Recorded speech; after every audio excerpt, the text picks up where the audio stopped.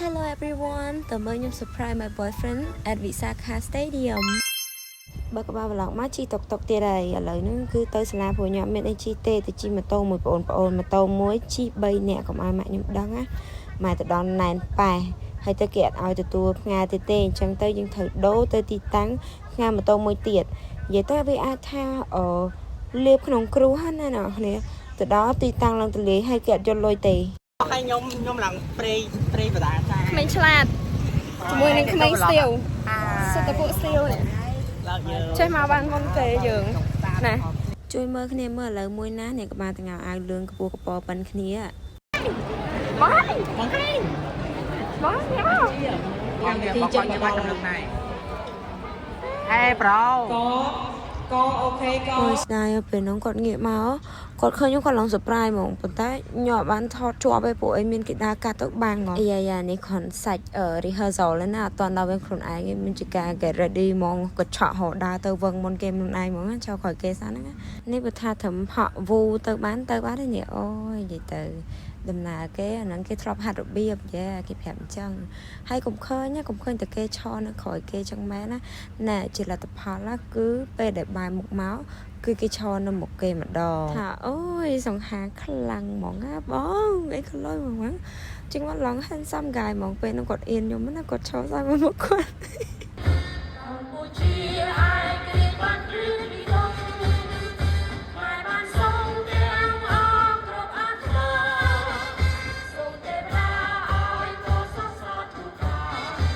នេះមកសាច់ធំសមានណាជារៀងប៉ុណ្ណឹងហើយតមកទៀតគាត់មកហៅខ្ញុំចឹងណា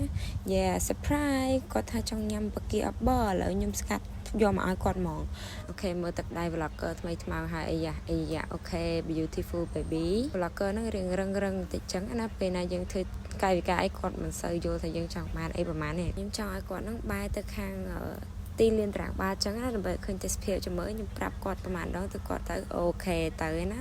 ចាគ្រប់យ៉ាងគឺសុទ្ធតែជាការសំដែងគេថាគូស្នេហ៍ភាគច្រើនមុខដូចគ្នាតែខ្ញុំមើលទៅមិនដឹងដូចថងណាទេនេះអស់ពី selfie ពីអៀងផ្អងនឹកគ្នាអីហើយយើងចាប់ផ្ដើមមក enjoy មួយតន្ត្រីម្ដងព្រោះអីតែបន្តិចទៀតហ្នឹងគឺខ្ញុំទៅសូនខាងខ្ញុំវិញហើយអញ្ចឹងគាត់ផ្លុំពេញប៉ោងទុកឲ្យខ្ញុំមកហើយមើលទៅមុខក៏ដល់ថ្ងៃសប្បាយចិត្តដែរណោះអញ្ចឹងខ្ញុំមកខាងខ្ញុំវិញហើយដោយសារខ្ញុំមកនិយាយទៅខ្ញុំអៀនណាគាត់ចង់ឲ្យខ្ញុំនឹងអង្គុយចិត្តគាត់ប៉ុន្តែខ្ញុំអៀនខ្លាំងហើយខ្ញុំមិនអាចនៅចឹងបានទេខ្ញុំមកលេងមួយបងប្អូនខ្ញុំវិញនិយាយទៅណាក៏ជួបដែរយន្តហោះហ្នឹងហើយ concert គេហ្នឹងគឺថាអូយញ័រញាក់កន្ត្រាក់អារម្មណ៍ហ្មងណានិយាយទៅឈរផងអង្គុយផងដល់អត់ស្ងៀមទេទប់ចិត្តអត់បានពេលដែរកម្មវិធី concert បានបញ្ចប់គឺយើងមានជាការគោរពដឹងគុណដល់វិញ្ញាណក្ខន្ធរបស់វីរៈកងទ័ពរបស់ពួកយើងហើយនឹងដឹងគុណទៅដល់បងដែលកំពុងតែឈរជើងនៅតាមព្រំដែនយើងផ្ទាល់បើសិនជាមិនមានពួកគាត់ទេយើងទាំងអស់គ្នាក៏អត់មានសុខសន្តិភាពដែរម្ដងថ្ងៃនេះឡងហ្នឹងខ្ញុំថតរាវដោយសារខ្ញុំហៅសង្សារខ្ញុំមកឃើញទេឃើញតែពួកម៉ាក់គាត់ចឹងថតវល់ពេញហ្នឹងតែម្ដងអាពេលឃើញហ្នឹងគឺនៅពេលដែលគេចិត្តចាប់ហើយបានឃើញក្បាលលឹមចឹងឥឡូវកម្មវិធីចាប់ហើយគាត់ក៏ធ្វើភារកិច្ចឲ្យអស់ដែរចឹងគឺយើងមកជួបជុំគ្នាដើម្បីរាំបិទកម្មវិធីចឹងណា